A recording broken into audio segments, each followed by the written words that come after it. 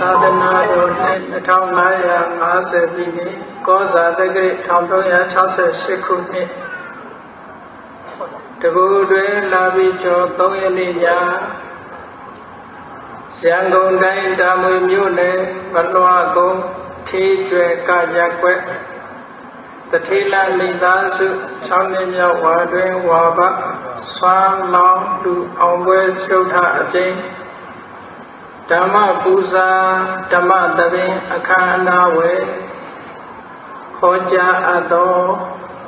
ယနေ့လူသားများရဲ့လက်ဖန်ကဘာအကြောင်းတရားဒေသနာတော်ဒီကနေ့ညဓမ္မသဘင်အခမ်းအနားကိုရှင်ဘုန်းတော်သခင်ရှင်တော်မြတ်ဘုရား၏မဟာကရုဏာကုံအာယုပြုကတိကျဖွဲ့ဆိုအပ်သောဝန္ဒနာပနာမအာသီတဂါထာကိုယူဆိုခြင်းဖြင့်စတင်ကြရအောင်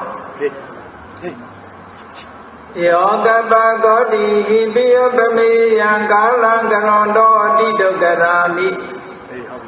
ခေရံကတောလောကဟိတယာနာထောနမောမဟာကရုဏိကတတတယောနာထောဝိနိယမြာစွာတတ္တဝါဤချမ်းသာစီးပွားလိုလားတောင်းတဂုံပေါင်းခါသည်ဖြင့်နာထမြညာခြင်းရှင်တော်မြတ်ဖရာသည်ကပ္ပဂောတိဟိပိဂရေကဘာအည်အတွက်သင်္ချာတို့ဖြင့်တော်လဲ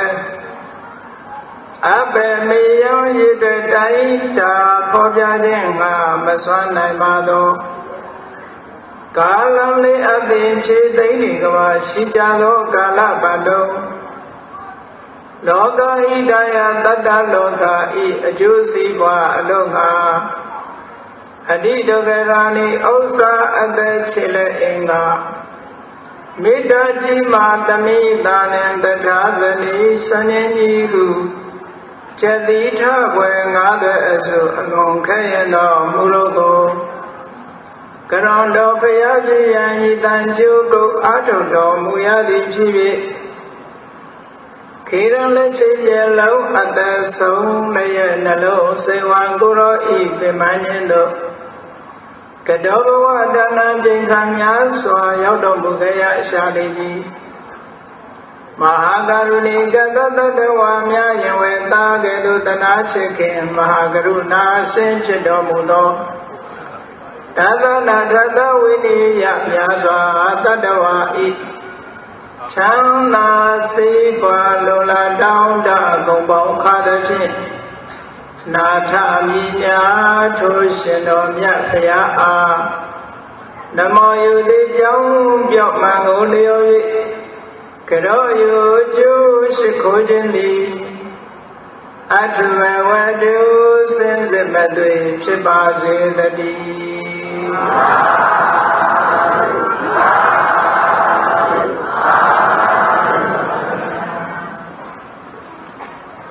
ယနေ့လူသားများရဲ့လက်ဖန်ကဘာဘုရားမြတ်စွာကဒီကနေ့ကရလို့ခေါ်တဲ့ရှိလျားတဲ့သုတ်တန်လေးမှာမြတ်စွာဘုရားဟောကြားထားတဲ့ရှိလျားတဲ့သုတ်တန်လေးတွေကသုတ်တန်တစ်ခုဖြစ်ဒီကနေ့ကမှာစက္ကဝတ္တိသုံးဆိုတာမှတ်တမ်းတင်ထားတာရှိပါတယ်ထိုစက္ကဝတ္တိသုံးဟာယနေ့လူသားများရဲ့လက်ဖန်ကဘာအကြောင်းကိုဘုရားမြတ်စွာက prophecy အနေနဲ့အနာဂတ်ဟောစကားအနေနဲ့ဟောထားတဲ့သုတ်တန်တစ်ခုယနေ့လူတွေရဲ့လက်ဖန်ကဘာဟာဘယ်လိုအခြေအနေရှိသလဲဒီကနေ့ကြုံတွေ့နေရတဲ့ကဘာကြီးဟာအတိတ်တုန်းကဘယ်လိုရှိခဲ့သလဲဆိုတဲ့အကြောင်းအရာတွေကိုဒီသုတ်တံမှာဖော်ညွှန်းထားပါယခုကဲ့သို့လူသားတွေနေထိုင်ရာကဘာကြီးဟာအခြေအနေအမျိုးမျိုးပြောင်းလဲနေတာဘာကြောင့်လဲသိပ္ပံဆရာတွေကတော့အခုကဘာကြီးတစ်ဖြည်းဖြည်းပူနွေးပြီးတော့လာတာပိုဆုံးတဲ့အတွက်ကြောင့်လို့ပြောတယ်။ရသော်ဘုရားကအဓိကအကြောင်းကြောင့် ဒီကနေ့ကဘာကြီးဟာ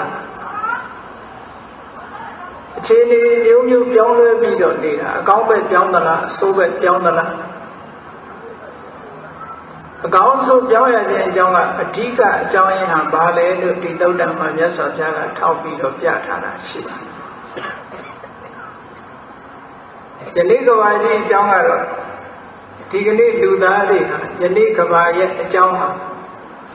မျက်မြင်ကိုယ်တွေ့သိရှိနေကြတာဖြစ်လို့အထူးပြောဖို့မလိုဘူးပေါ့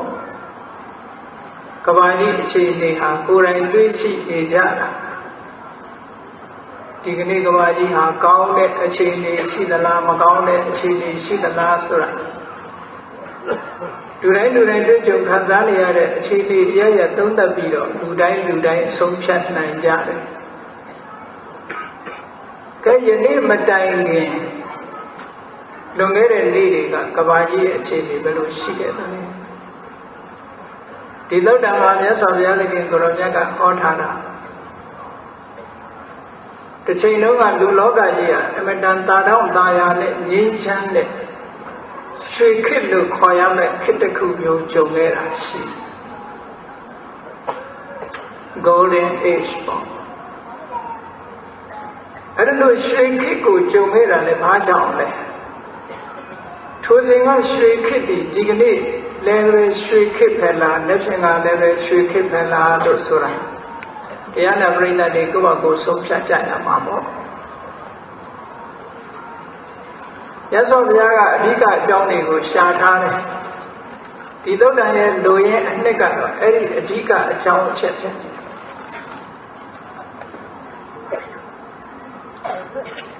တယ်တစ်ချိန်လုံးကဒီ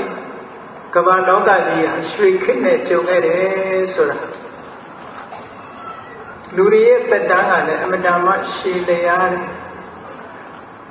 လူရဲ့သက်တမ်းဟာအနှစ်8000တဲ့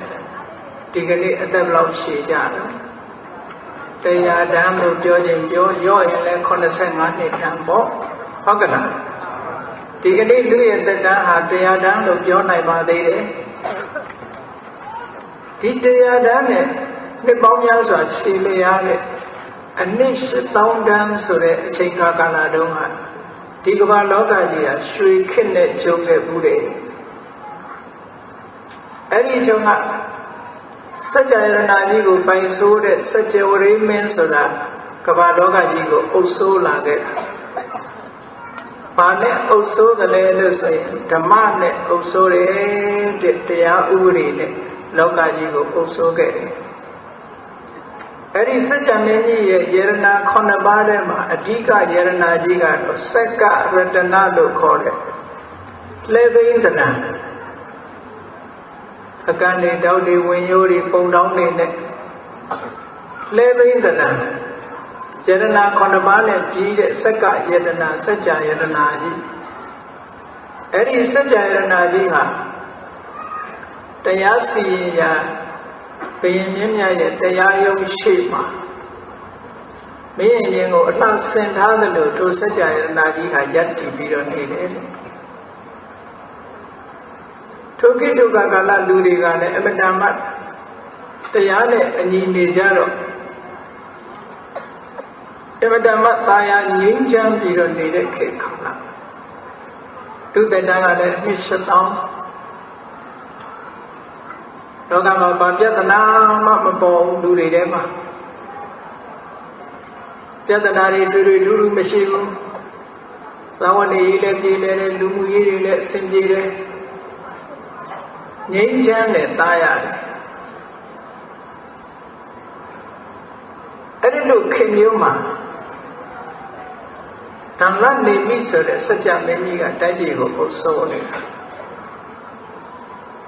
အဲ့ဒီလိုအုပ်စိုးရာကနေပြီးတော့ဒီဘုရင်ကြီးကသူ့ရဲ့အမှုတန်းအရာတန်းတွေကလူယုံတော်တယောက်ကိုမှားထားတယ်အေးငါနန်းတော်နန်းရှိရင်မှာအနှဆင်ထားတဲ့စัจ jaya ယတနာကြီးဟာတည်မြဲနေရာကနေပြီးတော့နေဆင်းသွားတဲ့အခြေအနေရှိရှိမင်းအမြဲတမ်းစောင့်ကြပ်ပြီးကြည့်နေလို့အမိန့်ပေးထားတော့ လူတယောက်ဟာနေစဉ်နဲ့အမျှအဲ့ဒီစัจ जा ယရဏကြီးကိုနေရာရွေ့မရွေ့ကြည့်ပြီးတော့နေတာနှစ်ပေါင်းအတော်ကြာလာတဲ့အခါကျတော့စัจ जा ယရဏကြီးကတစ်လက်မှနှစ်လက်မှတော့အောက်နှိမ့်သွားတဲ့အဲ့ဒီလိုစัจ जा ယရဏကြီးရဲ့အနေအထားလေးပြောင်းသွားတာလည်းမြင်ရောခုနကစောင့်ကြည့်ထောက်လန်းနေတဲ့ဘုရင်ရဲ့လူယုံတော်ကဘုရင်မင်းကြီးကိုတွားလျှောက်တယ်ရှင်မင်းတရားစัจ जा ယရဏကြီးတော့ခရိုင်းနေတာမဟုတ်ဘူးနည်းနည်းလေးအောက်ကျသွားတယ်ဆိုတော့ဘုရင်ကြီးကအစဉ်လာရသိတယ်အေးစัจ जा ယရဏကြီးအောက်နှိမ့်ဆင်းသွားရင်တော့ဒီစัจ जा မင်းဟာကြာကြာအသက်မရှိတော့ဘူးသူ့ဘဝကုံဆုံးကိုနီးလာပြီဆိုတာကိုအချက်ပြနေတာဘုန်းကြီးတို့တရားချိတ်ခဲ့သူတော်စင်ပြိဋ္ဌတို့မှလည်းပဲကိုယ်ကမသိရှိမဲ့အဲ့ဒါလိုအချက်ပြမှုတွေကတော့ရှိတာပေါ့ဟုတ်ကဲ့လူတွေမှာဘာကအချက်ပြသပင်မော်ကခေါင်းပေါ်ကသပင်ကလေးတွေကအချက်ပြတယ်ဟုတ်ကဲ့သပင်ကလေးတွေကနဲ့ရကနေဖြူလာတာအဲ့ဒါအချက်ပြတာပေါ့ပရိလေးတွေတောင့်လာတာနဲ့အချက်ပြလာတာပေါ့အေးစัจ जा မင်းကြီးကြတော့သူ့ဘဝကုံဆုံးတော့မယ်ဆိုတာစัจ जा ယရဏကြီးကအချက်ပြဒါနဲ့စัจ जा မင်းကြီးကသားကြီးယရဏကိုခေါ်ပြီးတော့ပြောတယ်ငါသားစัจ जा ယရဏအခုလိုနှိမ့်ဆင်းသွားလို့ရှိရင်စัจ जा မင်းဟာကြာရှည်မနေရတော့ဘူးအဲ့ဒါကြောင့်မို့ဒီဌိနစည်းစိမ်တွေကိုမင်းကိုငါလွှဲလိုက်ပဲငါလည်းဒီဘယင်လုပ်ပြီးတော့မနေတော့ဘူးယသိသူတော်စင်ဘဝနဲ့နောက်ဘဝကောင်းစားရေးငါလုပ်တော့မယ်ဆိုစัจ जा မင်းကြီးကသမုတ်စိတ်ပယ်ပြီးတော့ယသိယဟန်ဝတ်သွားတယ်သားကိုဌိနတွဲခဲ့အဲ့လိုဌိနတွဲလိုက်တဲ့အချိန်9ရက်လဲကြာရောနတ်ရဲ့ပြင်မှာရှိတဲ့စัจ जा ယရဏကြီးကပျောက်ချင်းမလားပျောက်သွားတော့သားလုပ်တဲ့ပုဂ္ဂိုလ်ဟာစัจ जा ယရဏကြီးတော့ပျောက်သွားပြီဒုက္ခပဲစိတ်ထဲမှာတော်တော်စိတ်ဆင်းရဲလို့ယသိဝတ်သွားတဲ့စัจ जा မင်းဟောင်းကြီးကိုတွားပြီးတော့မေးတာပေါ့ရှင်စัจ जा မင်းဖာသမီးတော်နတ်တော်မှာရှိတဲ့စัจ जा ယရဏကြီးပျောက်ချင်းမလားပျောက်သွားပြီလူခိုးသွားတာတော့မဟုတ်တော့အလို့လျောက်ပျောက်သွားတယ်အဲ့ဒီအကြောင်းတော်ဦးတင်တဲ့အခါကျတော့စัจ जा မင်းကနေဖြစ်လာတဲ့ယသိကြီးကပြောတယ်ငါသားတဲ့မင်းစัจ जा ယရဏဆိုတာအဖေကသားကိုအမေပွေးလို့ရတာမဟုတ်ဘူးကွာမင်းဘာမှမပူနဲ့မင်းကိုယ်ပိုင်စัจ जा ယရဏရချင်လို့ရှိရင်မင်းစัจ जा မင်းရဲ့ကျင့်ဝတ်ကိုကျင့်ရမယ်စัจ जा မင်းရဲ့ကျင့်ဝတ်တိုင်းကျင့်လို့ရှိရင်စัจ जा ယရဏဟာရောက်လာမှာပဲမင်းအတွက်သိတာငါကမင်းကိုအမေပွေးလို့မရဘူးတဲ့ငါသင်္ကန်းဝတ်သွားလို့ယသိဝတ်သွားလို့9ရက်လောက်ဖြစ်ရင်ဒီစัจ जा ယရဏဟာဒီလိုပဲထုံးစံတိုင်းပျောက်သွားတာပဲဒါအမွေပေးလို့ရတဲ့ပစ္စည်းမဟုတ်ဘူးကိုယ်တိုင်တရားချင်းမှရတဲ့ဟာလို့ဆိုတော့အယသိကြီးကစัจ जा မင်းရဲ့ကျင့်ဝတ်တွေကိုရှင်းပြတယ်စัจ जा မင်းဆိုတာဓမ္မိကရခအာဝရဏဂௌတိတရားဥပဒေနဲ့အညီတိုင်းသူပြည်သားတွေကိုစောင့်ရှောက်ရမယ်တရားဥပဒေနဲ့အညီတိုင်းသူပြည်သားတွေကိုအကာအကွယ်ပေးရမယ်တရားဥပဒေနဲ့အညီတိုင်းသူပြည်သားတွေရဲ့လုံခြုံရေးကိုစီမံရမယ်အဲ့ဒါတစ်ချက်နောက်စัจ जा မင်းဟောင်းကြီးကရှင်းပြတယ်မာတိတာတဝိသိတိအတ္တမကာရောပုတ္တိထာဒိဋ္ဌိကငါသားရဲ့မင်းနိုင်ငံမှာတရားဥပဒေနဲ့ဆန့်ကျင်တဲ့အဖြစ်မှုတွေမဖြစ်ပေါ်စေနဲ့အဲ့ဒါတတိထားမာတိတာတဝိသိတိမင်းရဲ့နိုင်ငံတော်မှာတဲ့တရားဥပဒေနဲ့ဆန့်ကျင်တဲ့လုပ်ရတဲ့မဖြစ်ဖို့မင်းတတိထားရမယ်ကာဝေးဆောင်ရှောက်ရမယ်ဒါတစ်ချက်နောက်တစ်ခုကအဒနာနံဒနမလုပါတိကြပါငါသားရဲ့ဒနချေးငွေမလုံလောက်တဲ့ပုဂ္ဂိုလ်တွေကိုနိုင်ငံတော်ကဒနချေးငွေထောက်ပံ့ပေးရမယ်ပြီးတော့ပညာရှိတဲ့သမဏဗြဟ္မဏတွေသူတော်စင်တွေစီချင်းကပ်တယ်အရှင်ဘုရားကုသိုလ်ဆိုတာဘယ်လိုပါလဲအကုသိုလ်ဆိုတာကတော့ဘယ်လိုပါလဲ အပြစ်ရှိတဲ့ကိစ္စကဘယ်လိုမှလဲအပြစ်မဲ့တဲ့ကိစ္စဘယ်လိုမှဘယ်အလုပ်ကလုံးတဲ့နဲ့လည်းဘယ်အလုပ်ကမလုံးတဲ့ဘူးလဲဆိုတာမင်းသွားမေးတယ်မေးပြီးရင်သူတို့ကနေရှင်းပြလိုက်မယ်ရှင်းပြတဲ့အတိုင်းအကုသိုလ်ကိုရှောင်ကုသိုလ်ကိုမင်းဆောင်ရမယ်အဲ့ဒါစัจ जा မင်းရဲ့ကျင့်ဝတ်ပဲအဲ့ဒီစัจ जा မင်းရဲ့ကျင့်ဝတ်ကိုမင်းကျင့်လို့ရှိရင်စัจ जा ယရဏကြီးကအလိုလျောက်ရောက်လာပါလိမ့်မယ်ဆိုတော့တားလို့တဲ့ပုဂ္ဂိုလ်ဝမ်းမြောက်ဝမ်းသာပြန်လာပြီခမည်းတော်ရဲ့တည်ကြီးဆုံးမတဲ့အတိုင်းသူစัจ जा မင်းရဲ့ကျင့်ဝတ်တွေကျင့်မကြခင်လဲတခုသောလာပြီးနေ့မှာကောင်းကင်ဘက်ကနေပြီးတော့တာဝန်ကြီးတစ်ပွဲစัจ जा ယရဏကြီးကတချွေရွေးရှားပြီးတော့သူ့နိုင်ရဲ့ပြင်ဘက်ကိုရောက်လာတယ်အမတန်လှပတဲ့စัจ जा ယရဏကြီးဟာရခင်ဖာခမည်းတော်လက်ထက်ကလိုပဲစัจ जा ယရဏကြီးဟာပြန်ပြီးတော့ရောက်လာတယ်အဲ့လိုနဲ့ပဲရွှေခေတ်မှာစัจ जा မင်းရဲ့အဆက်ပေါင်း80ချီအောင်ထိုနည်းနဲ့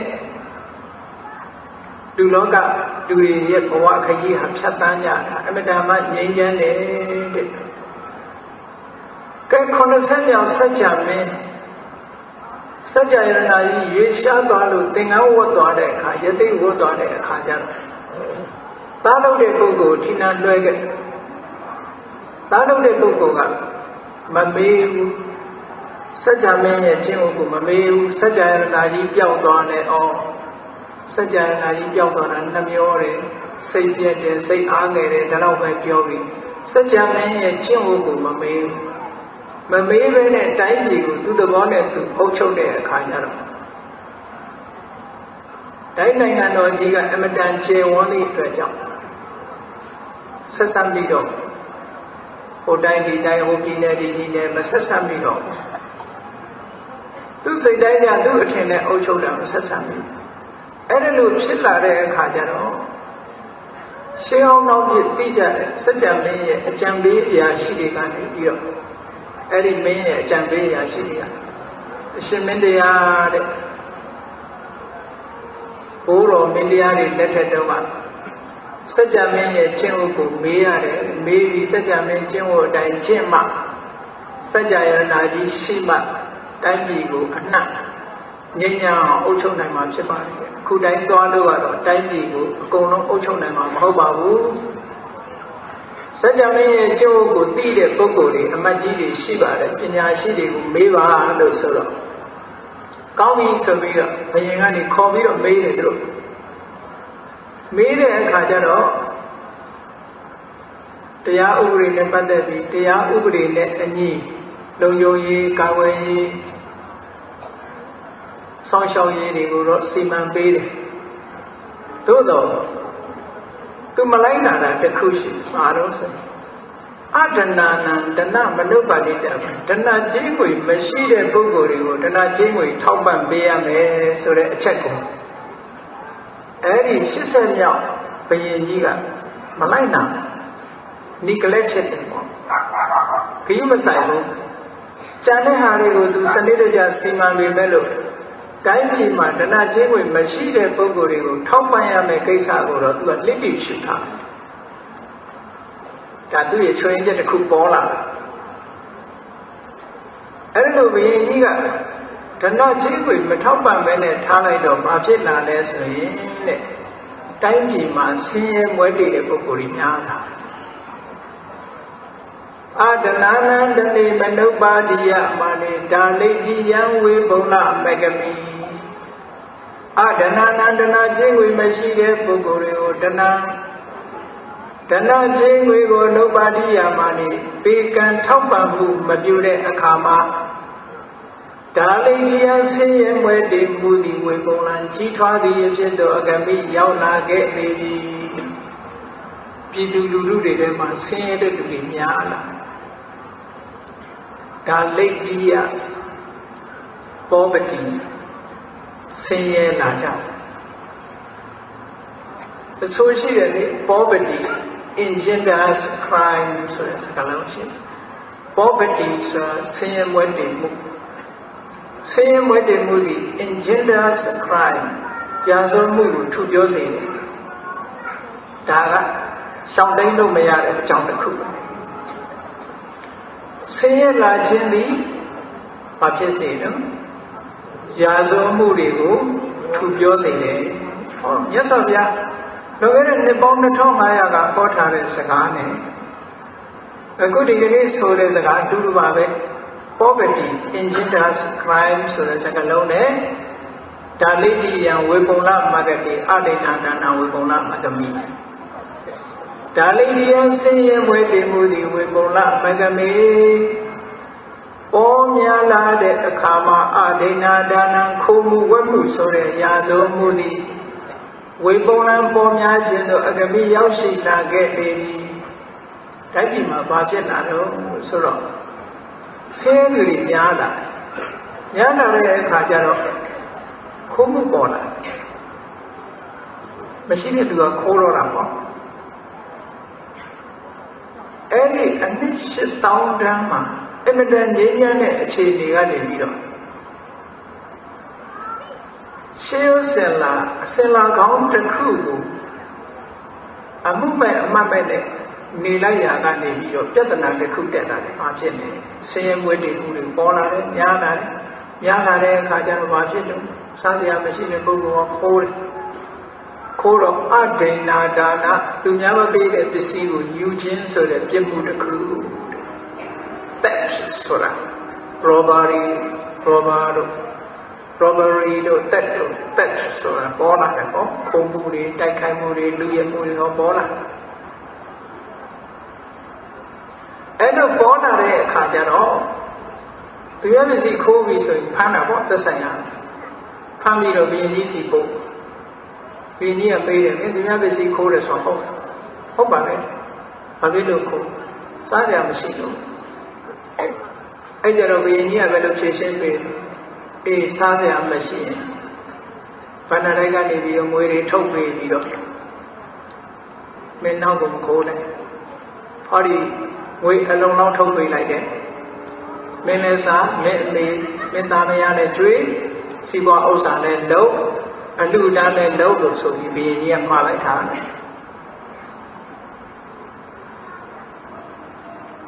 ဒီလိုလုံးလိုက်လို့ရှိရင်ဒီပြဿနာဒီလိုဖြေရှင်းလိုက်ရင်ငြိမ်းသွားနိုင်မယ်လို့ဘုရင်ကြီးကယူဆတာ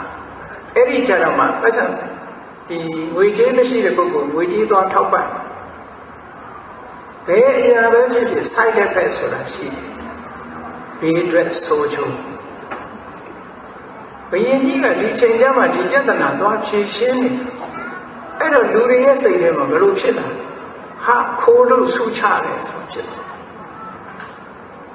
ခိုးတဲ့လူကိုဘုရင်ကြီးကပတ်စံပေးလိုက်တယ်လေနောက်တစ်ယောက်ခိုးပြန်ဘုရင်ကြီးကပတ်စံထုတ်ပေးနောက်မခိုးနဲ့ဒီလိုပေးရတာကနေပြီးတော့လူတွေရဲ့စိတ်ထဲမှာအေးသူမြတ်ပစ္စည်းခိုးလို့ရှိရင်ဘုရင်ကဆူချတဲ့အေးဆိုတဲ့ side effect ထွက်သွားလူတွေရဲ့အတွေးထဲမှာအုံနောက်ထဲမှာအဲ့ဒီရောက်ပုံတော့ဘုလူကလည်းငါလည်းခိုးမယ်ဒီလူကငါလည်းခိုးမယ်နှလုံးဒီခိစားတယ်လို့နေမှာပေါ့နော်အဲ့လိုလို့သူကလည်းခိုးမယ်ငါလည်းခိုးမယ်ဆိုခိုးမှုတွေများမလာဘူးလားအေးအဲ့လိုခိုးမှုတွေပေါ်လာတဲ့အခါကျတော့ဖြေရှင်းလို့မရဘူးဒီပြဿနာခိုးမှုကနောက်တစ်ခုတက်လာလို့ဘုရင်ကြီးစီပို့တယ်ဘုရင်ကြီးစီရောက်တဲ့အခါကျတော့မင်းဘာလို့ခိုးရဆိုဟုတ်လားဟုတ်ပါတယ်ဘာလို့ခိုးစားရမရှိလို့ခိုးဆိုတော့ဘုရင်ကြီးကစဉ်းစားတယ်ခိုးမှုကျူးလွန်တိုင်းငါကပတ်စံပေးပြီးတော့ထောက်ပံ့နေရလို့ရှိရင်သခိုးတွေပို့ပြီးတော့ပေါ်လာတော့မယ်မဖြစ်တော့ဘူးဒီပြဿနာတော့အရင်ကနေဖြတ်မှာပဲဖြစ်မှာပဲကဲခိုးတဲ့ကောင်တတ်ကွာကတုံးပြောင်းတော့အတန်တိန်နေညီရဲ့စီကြီးတောင်စမုတ်ကထုတ်လက်ရင်းဖြတ်တတ်ခေါင်းဖြတ်တတ်စေဆိုအမိန့်ထုတ်လိုက်တာဘုရင်ကြီးကခိုးတဲ့တခိုးတတ်ပြစ်လိုက်တယ်ဒီပြဿနာဒီရင်ရက်သွားမယ်လို့ငကောထင်တယ်အဲ့ဒီမှာလည်းပဲ side effect ရှိကြရောဘေးရွက်ဆိုးကျိုးတစ်ခုဝင်လာဘာဘေးရွက်ဆိုးကျိုးလဲခိုးတဲ့လူတွေကလည်းလူတွေပဲလေသူတို့ကဟာဘုရင်ကြီးကခိုးတဲ့လူတတ်တယ်ဆိုဒီငါတို့ကသူများပစ္စည်းမယူခင်ကနေပြီးတော့အဲ့ဒီလူကိုတတ်ပြီးမှပစ္စည်းယူမယ်လို့ဆိုပြီးတော့လက်နဲ့တွေလောက်လာကြ လက်နဲ့တွေလုံလာပြီးတဲ့အခါကျတော့ဘာလို့တော့လက်နဲ့အားကိုးနဲ့ပစ္စည်းချမ်းသာတဲ့လူတွေကိုလူရဲတဲ့တိုက်ခိုက်တဲ့ကြွားတွေဖြည့်ဆည်းတယ်မြို့တွေဝင်စီးတယ်ဟောလက်နဲ့အားကိုးနဲ့တန်မှုဖြတ်မှုကျွလွန်မှုတွေပါထီအောင်ဝင်လာဘယင်ကြီးကတော့တခုတတ်လိုက်လို့ရှိရင်ခိုးမှုတွေရပ်သွားနိုင်မယ်လို့သူထင်တယ်မရပ်ဘူးမရပ်တဲ့အပြင်ဘာတွေပေါ်လာတော့လက်နဲ့တွေပေါ်လာလက်နဲ့တွေပေါ်လာပြီးတော့လူတတ်မှုတွေထီအောင်ပေါ်လာတယ်အဲ့ဒါလိုပေါ်လာတဲ့အခါလူလောကကြီးဟာရွှေခေတ်ကြီးကရိမ့်ရိုင်လာပြီးတော့ဘလွန်ကြောက်စရာကောင်းတဲ့ငြိမ်းချမ်းတဲ့ခေတ်ကြီးကြောက်စရာကောင်းတဲ့ခေတ်ကြီးတွေကိုငြိမ်းချမ်းတဲ့ခေတ်ကြီးအရောက်သွားတယ်လူတွေဟာလည်းပဲအရင်ကလိုငြိမ်းချမ်းတဲ့အနေအထားမျိုးမရှိကြတော့ဘူးဒါကြောင့်မို့လို့လူသားမှုတွေကျူးလွန်လာတဲ့အချိန်ရောက်တဲ့အခါကျတော့အနှစ်8000တက်တန်းရှိတဲ့လူတွေရဲ့အသက်ဟာအနှစ်4000ထိအောင်ကျဆင်းသွားတယ် next generation ကျတော့8000မှာကျ8000ကနေပြီး4000ထိအောင်လူရဲ့တက်တန်းဟာဆင်းသွားတယ်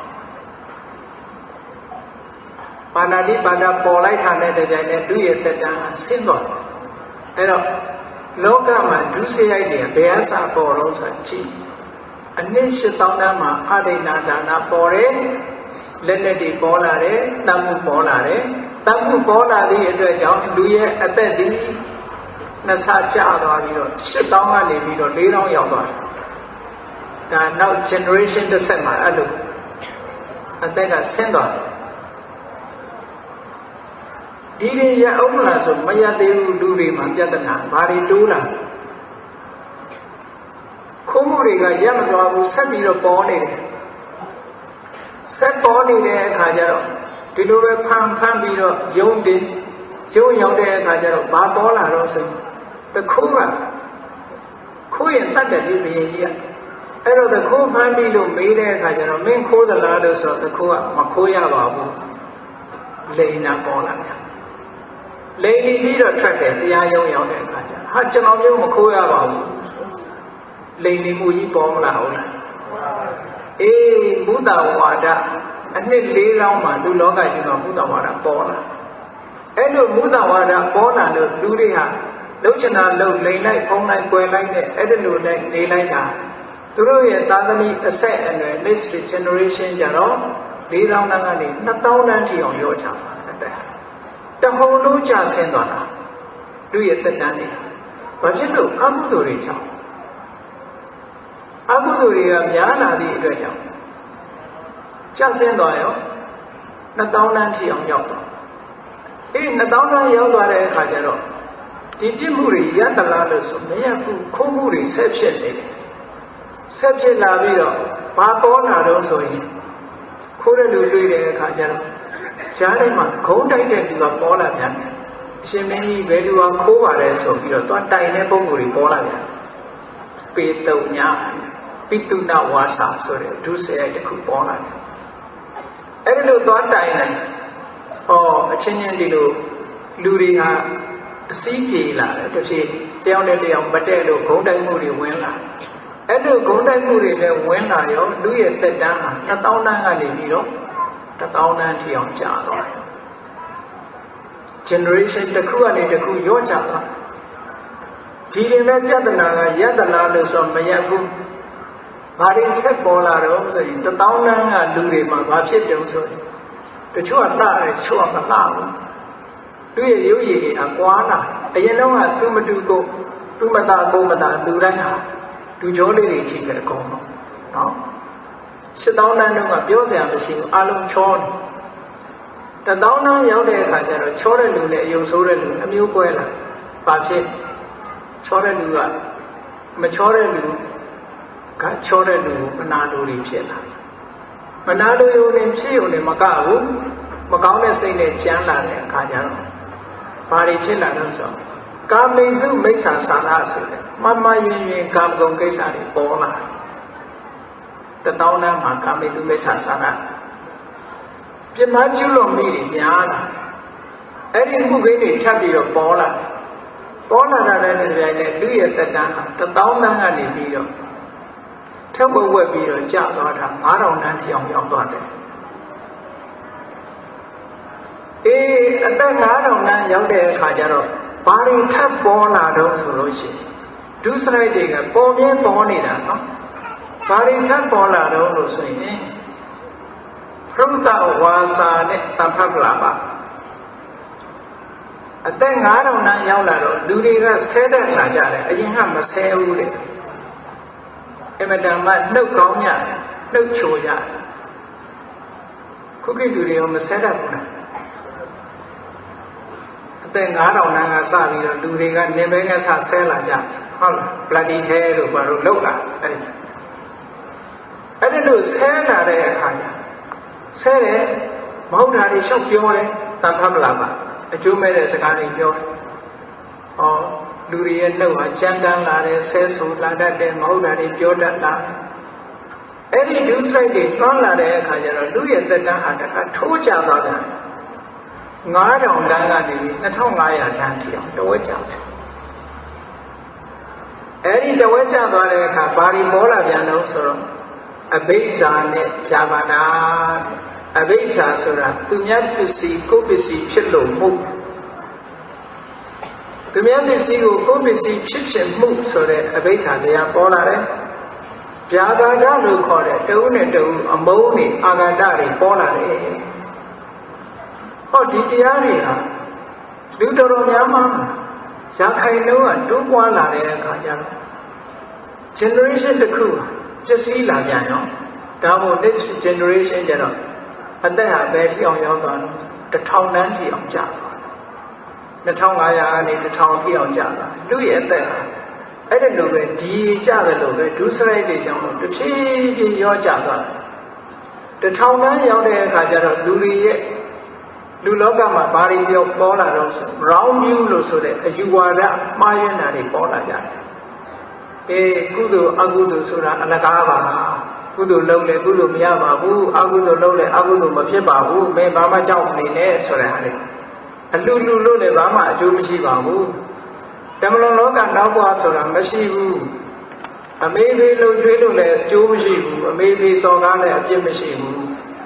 ကုသိုလ်အကုသိုလ်ရဲ့အကျိုးဆိုတာမရှိဘူးသိပြီးလည်းဘယ်သူမှပြန်မဖြစ်ဘူးဆိုတဲ့ဒီလို philosophy လို့ပြောချင်ပြောပေါ့အမြင်အမျိုးမျိုးတွေလောကမှာပေါ်လာမိစ္ဆာဒိဋ္ဌိတွေပေါ်လာတယ်1000တန်းအဲ့လိုပေါ်လာတဲ့အခါကျတော့လူလောကတက်တန်းကြီးကတထိုးကြတော့တယ်1000တန်းကနေပဲရောက်သွားတော့900ပဲအသက်ရှိတော့တယ်နောက်လူတွေတက်တန်းကကြည့်အကုသိုလ်တွေရဲ့စွမ်းအားကြောင့်တက်တန်းကြဒီအကုသိုလ်တွေရဲ့စွမ်းအားကြောင့်တက်တန်းကြတယ်ဆိုတာဟုတ်နိုင်ပါမလားယုတ်တိရှိရလားလို့ဒီလိုမေးလို့ရှိရင်ယုတ်တိရှိအကြောင်းကျိုးတွေဆက်ဘယ်လိုအကြောင်းကျိုးဆက်လူတွေရဲ့တဏ္ဍာမှာအကုသိုလ်တွေကများလာတဲ့အခါကျတော့ဘာကိုချိတ်ချက်ဖြစ်သွားစေတယ်လဲလို့ဆိုရင်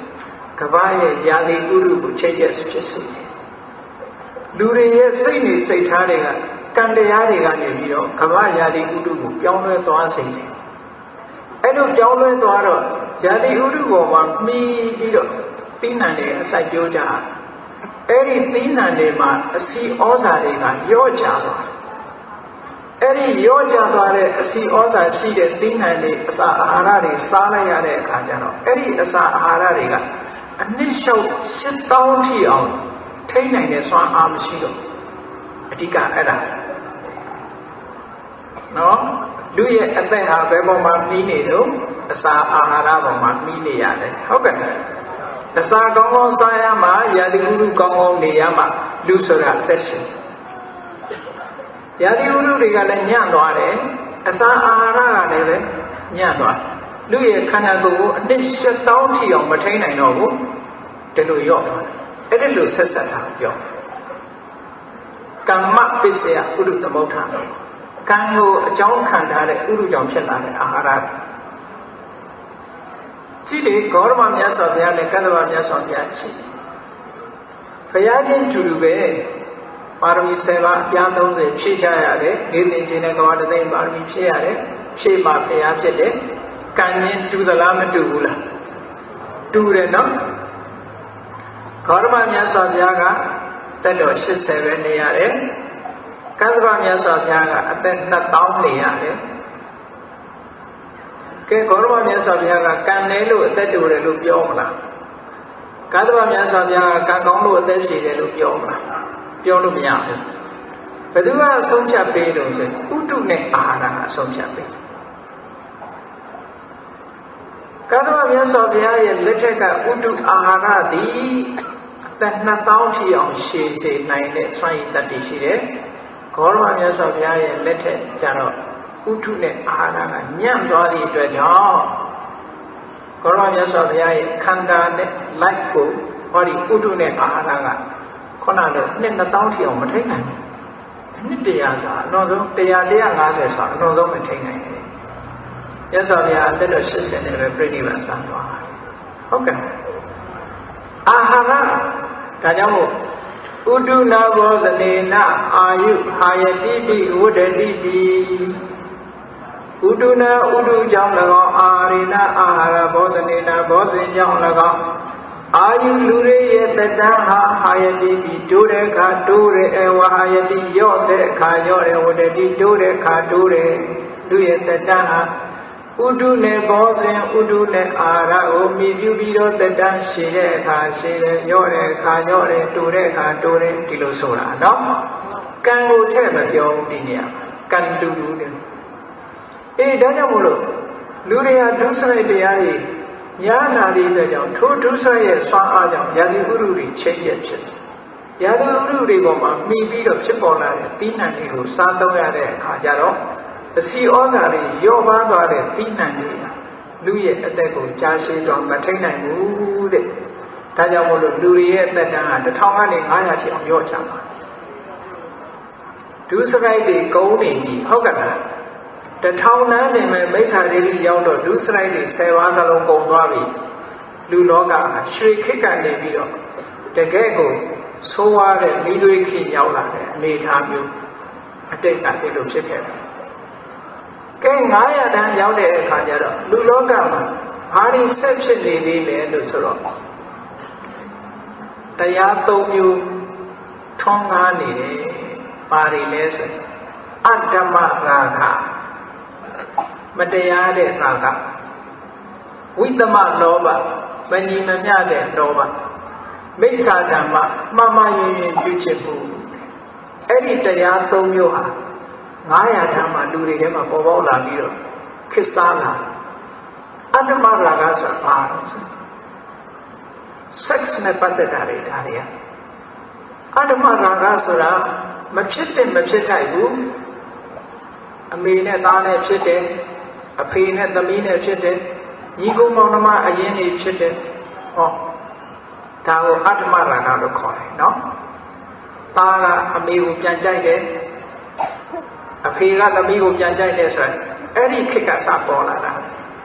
ဒါကိုအတ္တမရာဂလို့ခေါ်တယ်ဝိသမလောဘဆိုတာလူတွေဟာရှိတဲ့ရှိလိုက်တဲ့ဒီ sexual life တဲ့ပို့ပြီးတော့များလာတယ်လူတွေများလာတာဒါဝိသမလောဘလို့ခေါ်တယ်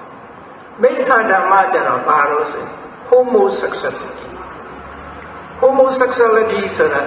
လိင်တူချင်းကာမဆက်ဆံတာမျိုးတွေပေါ့ခုမှဖြစ်တာမဟုတ်ဘူးနော်လူတွေရဲ့တက်တန်း900ကလေးက homosexuality ဆိုတာပေါ်လာအခုတချို့နိုင်ငံတွေဆိုရင်တရားဝင်ခွင့်ပြုထားမြန်မာပြည်တော်ကြားလိုက်သေးတယ်စကိုင်းဘက်မှာ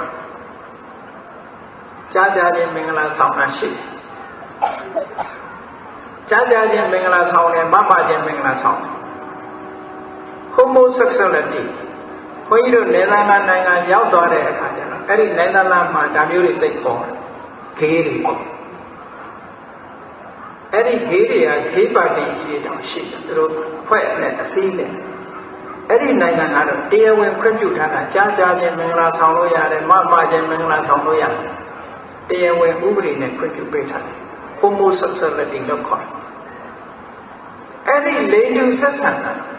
ဘုန်းကြီးတို့သီရိလင်္ကာမှာနေတော့ကယောက်ျားကလေးပြည်တစား1000ကျော်ရှိတယ်ဆိုတာကိုသိကြရသတင်းစာတွေမှာပါတာဖတ်ခဲ့ရတယ်အဲ့ဒီကိစ္စတွေဟာမိစ္ဆာဓမ္မလို့ခေါ်ရတယ် Vesadama wrong practice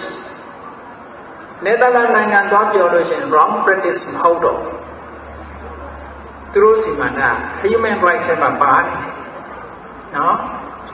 သွားပြောရင်ဒါ human right ကိုယ့်ကိုယ်ဆုံးဖြတ်နိုင်ခွင့်ရှိတဲ့သူ့ရဲ့ right ပဲဒါသူတို့စီမှာခွင့်ပြုထားအဲ့ဒါနဲ့ပတ်သက်ပြီးဘုန်းကြီးပြီးတော့မှသွားသင်တန်းပို့ချတော့ကအဲ့နယ်သာလန်ကပြီးတော့မှလာတက်တဲ့ထဲမှာ gay အုပ်စုပါလာပြီးတော့မှသင်တန်းပြီးတဲ့အခါ interview လုပ်ချင်လို့ပါမေးမရစေမေးပါမေးဒီ homosexual နဲ့ပတ်သက်တာတွေပေးတာမင်း homosexuality ဆိုခုမှပေါ်တာမဟုတ်ဘူးတို့ဘုရားဟောထားတဲ့ထဲမှာလူတွေရဲ့သက်တမ်းနှစ်900ကတည်းကပေါ်လာတာ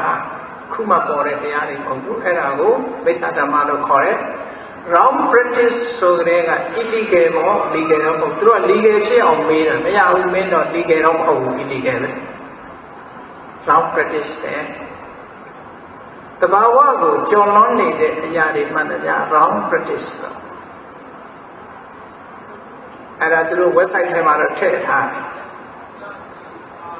အဲ့ဒီ interview ကို website ထဲမှာထည့်ထားတယ်ဘုန်းကြီးတို့ဖြေထားတဲ့ဟာ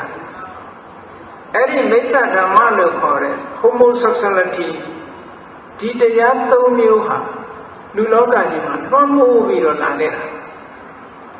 ဒီကနေ့ထိအောင်ရောကြသွားတာလို့တော့မရှိဘူးအဲ့တုန်းကစခဲ့တာလို့ပြောတာနော်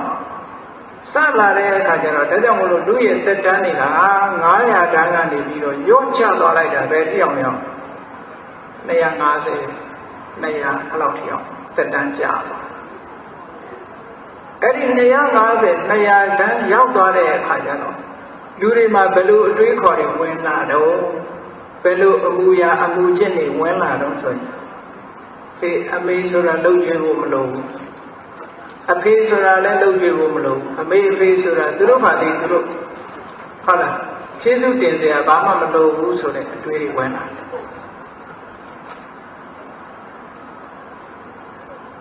အမတရားတာအပိတရားတာမေလို့ကြွေးလို့အကျိုးမရှိဘူးစော်ကားလည်းဘာမှမဖြစ်ဘူးသူတို့ဘာဒီသူတို့အပွားပြုလို့ဒုံမွေးလာတာကျေးဇူးတင်စရာဘာမှမရှိဘူးနဲ့ဆိုတဲ့အတွေ့အခေါ်တွေဝင်လာအတ္တမညတာအကြမညတာလောကမှာသူတော်စင်ဆိုတာမရှိဘူးကုလိစိတ်ထာနာကုလိစိတ်ထာသာဟိတာဆိုတဲ့မျိုးထဲမှာအကြီးကဲလေးစားစရာမလိုဘူးဆိုအဲ့ဒီအတွေ့တွေလူလောကထဲမှာဝင်လာလိုက်တာတဲ့လူတွေရဲ့တက်တန်း250ကနေပြီးတော့တက်တန်း100ထိအောင်ထိုးကြသွား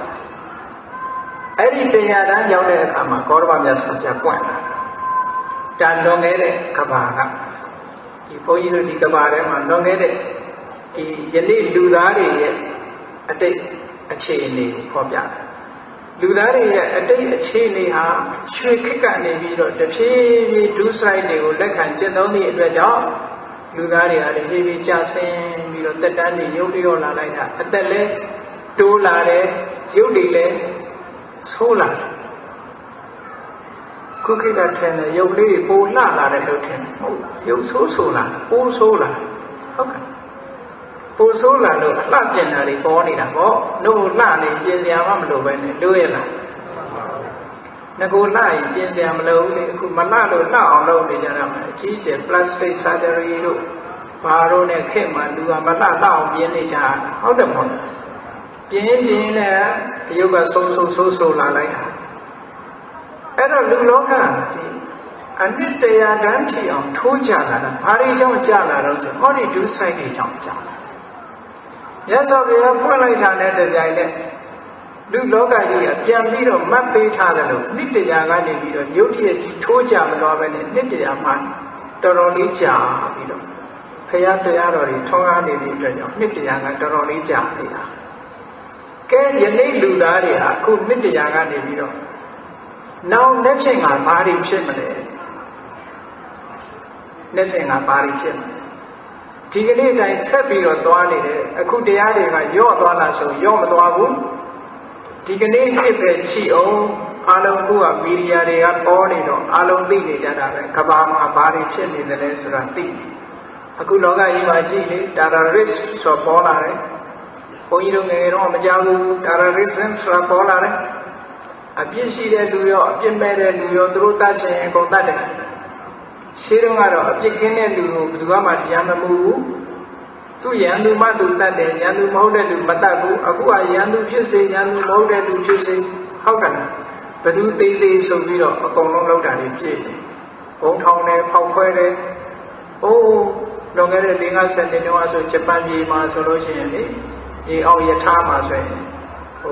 အစိမ့်ငွေတွေဘုံတွေချထားတယ်လူတွေသေးကုန်ကြကြည့်ခရီးသွားတာသူတို့ရန်သူလည်းမဟုတ်ဘူးရန်သူဟုတ်ကြည့်ဖြစ်စေမဟုတ်ကြည့်ဖြစ်စေရန်သူမဟုတ်တဲ့လူကိုတောင်သွေးအေးအေးနဲ့တတ်နေတယ်ဆိုဒီကလေးလူတွေဟာအမတန်မကြောက်စရာကောင်းတဲ့စိတ်တွေစိတ်ထားတွေပေါ်နေတယ်ဆိုတာမထင်ရှားဘူးလားအေး terrorism လို့ terrorist တို့ဒီဟာတွေကကဘာကြီးကိုလွှမ်းလာတယ်ဒီကနေ့ခေတ်မှာအေးအဲ့လိုလွှမ်းလာလို့ရှိရင်နောက်တစ်ခေတ်ဘာတွေဖြစ်မလဲဆိုတာကိုမြတ်စွာဘုရားဟောတာဒါဘုန်းကြီးတို့ကဟောတာမဟုတ်ပါဘူးသုတ်တန်ရှိပါစက္ကဝတိသုတ်တန်ကိုဖတ်ရှင်တွေ့ဟုတ်တယ်အဲ့ဒီအနှစ်တရားဓမ္မနေကြတဲ့ပုဂ္ဂိုလ်တွေကနောက်တစ်ခေတ်ကြာလို့ရှိရင်အနှစ်တရားကနေပြီးဆက်ပြီးကြာပါအောင်မှာဒီတရားတွေကြောင့်ကြာဒီကနေ့ပဲဒီယောဂါတွေကဘယ်လောက်များတယ်နော် HIV နဲ့ AIDS နဲ့ H5N1 နဲ့ bird flu နဲ့အမျိုးကိုစုံနေတာပဲဟုတ်ကဲ့လောကကြီးမှာသေစရာအကြောင်းတွေကအများကြီးရှိတဲ့အပြင်မသေးသေးအောင်လုပ်နေတဲ့စနစ်တွေကလည်းအလွန်များအလွန်ကြောက်စရာကောင်းတယ် powerful weapon တွေလူတွေတတ်သိစေနိုင်တဲ့လက်နက်တွေအလွန်ကိုကြောက်စရာကောင်းတဲ့လောကကြီးအခြေအနေလုပ်တဲ့လူတွေကလုပ်နေတာကဲကောင်းပြီနောက်တစ်ခေတ်မှာဘာဖြစ်အောင်မလဲမြတ်စွာဘုရားအေးဒီနေ့ကြလို့ရှိရင်လူသားတွေရဲ့သက်တမ်း10နှစ်ချီအောင်ကြာသွားနိုင်တယ်10နှစ်ကြာသွားလို့ရှိရင်တဲ့ပင်စဝတ္တိကကုမာရိကအလံပတိယစာထဲမှာဆိုထားတာပင်စဝတ္တိကကုမာရိက9 နှစ်အရွယ်ကလေးမလေးတွေအလံပတိယအိမ်တော်ပြုမဲ့အရွယ်ရောက်လိုက်မယ်ဆို9 နှစ်ဆိုတော့နောက်ကျတော့နဲ့လုပ်ခဲ့တယ်ဟုတ်ဒါကြောင့်မို့လို့အဲ့ဒီစာမှာမူပွဲလေးရှိတယ်ပင်စမာတိက9 လ7 နှစ်တန်းအရွယ်ရောက်တဲ့အခါကျတော့9 လသမီးလေးဒီအိမ်တော်ပြုနိုင်တဲ့အနေအထားမျိုးရောက်သွားနိုင်မယ်နော်7 နှစ်တန်းဆိုတာငါအောင်မယ်အဲ့တော့တာကဲ7 နှစ်တန်းရောက်လာလို့ရှိရင်လူလောကကြီးမှာဘာတွေကွယ်သွားမလဲဆိုရင်ထောပတ်မရှိတော့ဘူးအခုပဲထောပတ်ကအတုတွေများလာကုန်ပြီအကွယ်စားပြုတာပဲဟုတ်ကဲ့စီဥ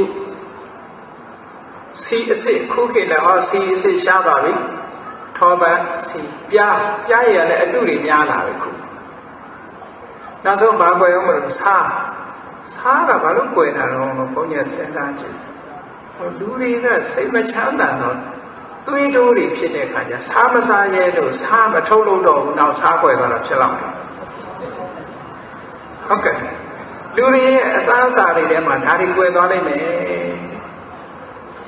ကုဋ္ဌရူသဆိုတဲ့လူစပါးဆက်စပါးဒီလူတွေအစားအစာထဲမှာအကောင်းဆုံးဖြစ်တယ်ဒီကနေ့တလေးထံပေါ့ဘာစမာတီတို့ဘာတို့ပေါ့အဲ့ဒီဆံမြန်မာပြည်လို့ဆိုရင်ပေါ်ဆန်းမွေးပေါ့နော်အဲ့ဒီပေါ်ဆန်းမွေးတို့လို့ဘာစမာတီတို့လို့ဆံမျိုးတွေဒီကနေ့အကောင်းဆုံးလို့ခေါ်နေပြီမဲ့နောက်တစ်ခေတ်ကျလို့ရှိရင်အဲ့ဒီပေါ်ဆန်းမွေးဆိုပြောက်ဘာစမာတီဆိုတာပြောက်သွားမယ်ပြောက်သွားပြီးတော့ဘာပေါ်လာကုဋ္ဌရူသဆိုလူစချမ်းတမ်းတဲ့ဆံစပါးတစ်ခုအဲ့ဒါဟာအကောင်းဆုံးဖြစ်လိမ့်မယ်ဟောလူလောကကြီးကပြပြသွားတာတဖြည်းဖြည်းနဲ့ဆွေးယူသွားတာဆိုလို့စားလဲကွယ်သွားမယ်တဲ့စနစ်တန်းရဲ့အခြေအနေတွေကိုပြောစနစ်တန်းရောက်သွားလို့ရှိရင်တဲ့ကုသိုလ်ကမ္မပဋ္ဌတရားအားလုံးလုံးဝကောက်ပြောင်းသွားလိမ့်မယ်ဆိုပါစို့သူတက်တချင်းမှရှောင်ကျင်ပါတယ်သူဥစ္စာခိုးခြင်းမှရှောင်ကျင်ပါတယ်ဆိုတော့မရှိတော့မရှိသူတက်တသူဥစ္စာယူချိုင်းတယ်လို့လို့သူတော်ဘာသာမယာပြမလိန်ပြောဒါတွေအကုန်လုံးခစ်စားလာမယ်လို့ပြောကုသိုလ်ဆိုတဲ့နာမည်လေးတောင်မကြံဘူးတဲ့ကုသိုလ်လုပ်တဲ့လူဆိုတာဘယ်မှာရှိတော့မလို့အဲ့ဒီခေတ်မှာဒီခေတ်မှာအမေအဖေသူတော်စင်များကိုလေးစားတဲ့ပုဂ္ဂိုလ်တွေဂုဏ်ပြုရတဲ့လို့အဲ့ဒီခေတ်ရောက်လို့ရှိရင်အမေအဖေစော်ကားတဲ့ပုဂ္ဂိုလ်ဂုဏ်ပြုလိုက်မယ်ကြောင်းပြန်ဖြစ်သွားတာနော်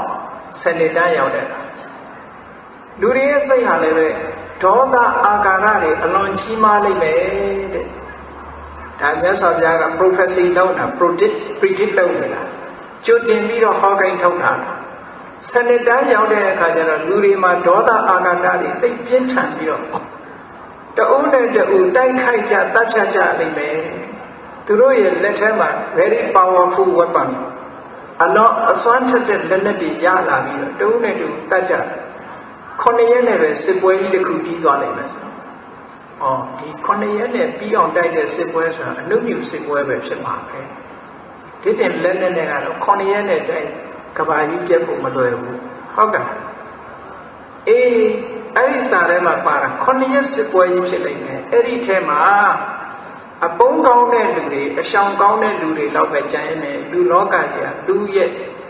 လောကကြီးတစ်ခုလုံးမှာ10ပုံတစ်ပုံလောက်ပဲကြံပြီးတော့လူတွေအလုံးသိဆုံးသွားကြနိုင်မယ်10နှစ်တန်းကြာအမတန်နဲ့တဲ့လူဦးရေတွေလူမျိုးဆက်မပြတ်ရုံကလေးလောက်ပဲလူတွေကြံအဲ့ဒီလူတွေက9ရက်စစ်ပွဲကြီးပြီးတဲ့အခါကျတော့ပုံအောင်နေရာကနေထွက်လာကြပြီးတော့တယောက်နဲ့တယောက်တွေ့တဲ့အခါကျတော့တိတ်ပြီးတော့ခင်မင်သွားကြတယ်အဲ့ချာတဦးနဲ့တဦးမေတ္တာလေးထားလာကြတို့မှားကြပြီမကောင်းတာတွေလုပ်လို့တို့လူတွေအကုန်လုံးသိကုန်ကြပြီတို့သာကံကောင်းလို့ကြရတယ်မင်းမသိမပြောက်တွေ့ရတာဝမ်းသာပါတယ်နဲ့အရင်တော့ကသိဘူးသည်ဖြစ်စေမသိဘူးသည်ဖြစ်စေလူဆိုလို့ရှိရင်ရှားကြံပြီးတွေ့ပြီးတော့ဝမ်းမြောက်ဝမ်းသာတဦးနဲ့တဦးဖက်လို့ငိုလို့တို့အမှားတွေလုပ်ခဲ့ပြီဆိုတာတွေကိုပြန်ပြောပြီးဒီနေ့ကစပြီးတို့တယောက်တယောက်မတတ်ကြဆိုနဲ့တော့တတ်တာဖြတ်တာတွေမကောင်းဘူးအကုသိုလ်တွေကြောင့်တို့ဒီလိုဖြစ်ကုန်တာလို့ဆိုပြီးတော့ဒီကနေ့ကစပြီးတတ်မှုဖြတ်မှုကနေရှောင်ကျင်ပါတယ်လို့ဆိုပြီး10နှစ်တန်းကဖခင်လုံးတဲ့ပုဂ္ဂိုလ်တွေကြံတဲ့လူသားအချို့ကဘာနာတိပါဒကရှောင်ကျင်လိုက်တာနဲ့တပြိုင်တည်းသူတို့ရဲ့မျိုးဆက်သစ်တွေကျတော့အသက်20ရှည်သွားတယ်ဟောတိုးလာအဲ့ဒီလိုကနေဆက်ပြီးတော့အဋ္ဌိနာဒါနရှောင်ကျင်တဲ့ကာမေစုအသက်20ကနေ40ဖြစ်လာတယ်40ကနေ80ဖြစ်လာတယ်80ကနေ160နှစ်ဆတက်သွားတယ်ကုသိုလ်ကောင်းမှုတွေလုံရင်းနဲ့အကုသိုလ်တွေကိုပယ်ကုသိုလ်ကမ္မပဒတရားတွေကိုကြိုးစားကျင့်ကြံကြိုးကိုအားထုတ်ရင်းနဲ့လူရဲ့သက်တမ်းမှာတဖြည်းဖြည်းတက်သွားတာပဲတိအောင်ရောက်သွားတော့သိချေတိအောင်ရောက်သွားတယ်အဲ့ဒီကနေပြီးတော့လူရဲ့သက်တမ်းဟာတဖြည်းဖြည်းပြန်ဆုတ်လာအောင်မယ်ပြန်ဆုတ်လာတဲ့အခါကျတော့အနှစ်8000တန်းရောက်လာတဲ့အခါမှာအရိမတေယမြတ်စွာဘုရားပွင့်လာပါလိမ့်မယ်ပြန်ဆုတ်လာတဲ့အချိန်အရိမတေယဘုရားပွင့်လာအဲ့ဒီအရိမတေယဘုရားပွင့်လာတဲ့အချိန်လူလောကကြီးကပြန်ပြီးတော့ရွှေခေတ်ကိုရောက်အောင်ပါလားဟောအခုဒီကနေ့လူသားတွေရဲ့လက်ဖန်ကဘာကတော့အကောင်းမဖြစ်သေးဘူးเนาะနောက်ဆုံးမှာ7နှစ်တန်းထိအောင်အဆိုးဆုံးထိအောင်ကြာသွားအောင်မယ်ဆိုတဲ့အတိတ်ပြောကဲဒါချင်းဒီလိုအဆိုးဆုံးထိအောင်ကြာမသွားအောင်ဘာတွေလုပ်သင့်တယ်လဲလို့ဆိုရင်မြတ်စွာဘုရားအတ္တတိဘဝိခေဝေဝိရထအတ္တတရဏအနိညတရဏဓမ္မဒီပါဓမ္မတရဏအနိညတရဏဘိကဝေယဟန်တို့အတ္တဒီပါမိမိဒီသာလင်မိမိရဲ့ကိုယ်ဝေယယတ္တိယအဖြစ်ရှိကြကုန်သည်အတ္တတရဏမိမိသာလင်မိမိရဲ့အာထာယအစီဖြစ်ကြကုန်သည်အနိညတရဏမိမိမှာတပါးသောသူကိုအာထာမှုမရှိကြကုန်သည်ဘဝထဖြစ်ကြကုန်သောဓမ္မဒီပါဓမ္မဒီသာလင်ယတ္တိယဖြစ်ကြကုန်သည်ယတ္တိယရှိကြကုန်သည်ဓမ္မသရဏဓမ္မသာလင်ကိုယ်ဝေယရှိကြကုန်သည်အနေညသရဏဓမ္မမတ္တဝကိုယ်ဝေယမရှိကြကုန်သည်ဘဝထဖြစ်ကြကုန်သောဘဂဝါရှိကုန်သောသခင်ရှင်တော်မြတ်ဘုရားသည်အဝေါစကောင်းစွာမသွေဟောကြားတော်မူခဲ့ပါပေသတည်း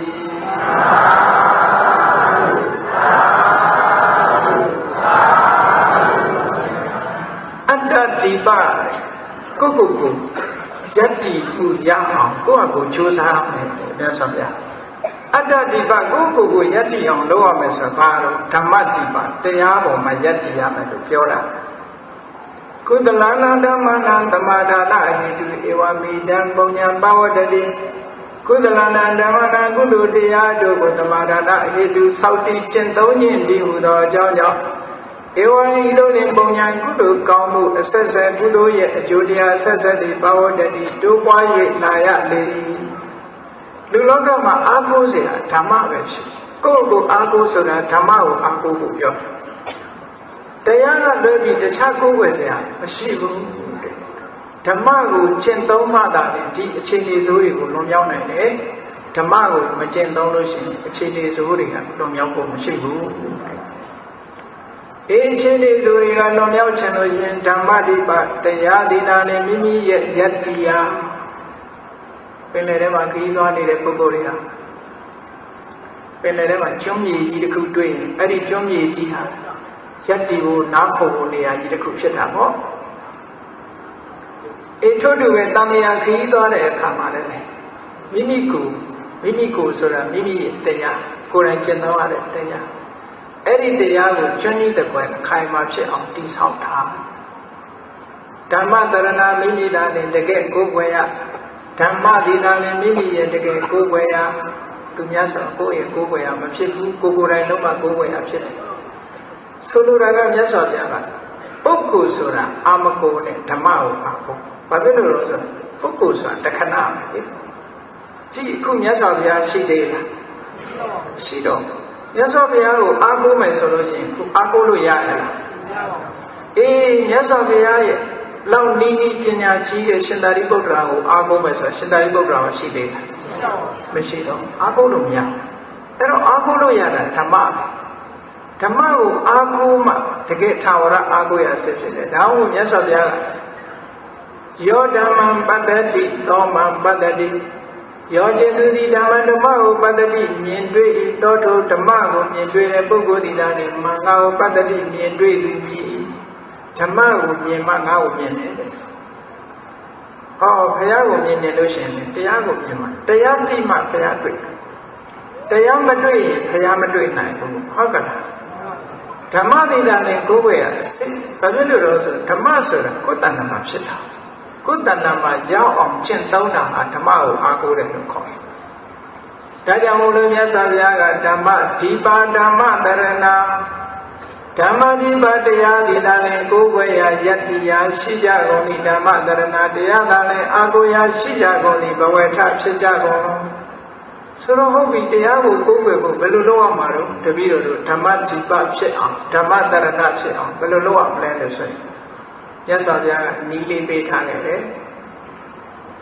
ကာယေကာယတုပတိဝိရတိအတ္တပိသမ္ပဇာနောတတိမာဝိနေယလောကေအဘိဇာဒေါမနတံလူတိုင်းမှာကြည့်ခန္ဓာကိုယ်ရှိတယ်နော်လူတိုင်းမှာခံစားချက်တွေရှိတယ်နော်လူတိုင်းမှာအသိစိတ်တွေရှိတယ်လူတိုင်းမှာအတွေးအမြင်တွေရှိတယ်အဲ့ဒါတွေကလူတိုင်းမှာပိုင်ဆိုင်တဲ့အရာတွေပဲအဲ့ဒီပိုင်ဆိုင်တဲ့အရာတွေပေါ်မှာအမှန်မြင်အောင်ကြိုးစားပါဆိုလိုတာကတတိပဋ္ဌာန်ကျင့်စဉ်ကိုကျင့်ဖို့ပြောတာတတိပဋ္ဌာန်ကျင့်စဉ်ဆိုတာအဲ့ဒီသဘာဝတွေကိုအမှန်မြင်အောင်ကြည့်တာကာယေကာယလူပတိဝိဟရတိအာတာပိသမ္ပဇာနောတတိမာဝိနေယလောကေဝိဇာဒေါမနတံကာယမိမိရဲ့ကာယအပေါ်မှာကာယလူပတိကာယဟုအဖမှန်ရှုရရှိသည်ဖြစ်ပြီးအာတာပိပုရပြေကြိုးစားခြင်းလုံးဝဝိရိယရှိသည်ဖြစ်၍တတိမာတတိထားသည်ဖြစ်၍သမ္ပဇာနောအပညာအစဉ်ချင်းရှိသည်ဖြစ်၍လောကေကာယဆိုတဲ့လောကအပေါ်မှာအဝိဇ္ဇာဒေါမနတံလောဘရဲ့ဝမ်းနေမှုဆိုတဲ့ဒေါမနတရဲ့ကိုဝိနည်းပဲဖြောက်၍ဝိဟရတိတရင်သုံးနေထိုင်ရမည်ဟု၍ဘဂဝါရွှေဘုံတော်သခင်ရှင်တော်မြတ်ဘုရားသည်အဝေါစကောင်းစွာမသွေဟောကြားတော်မူခဲ့ပါပေတည်း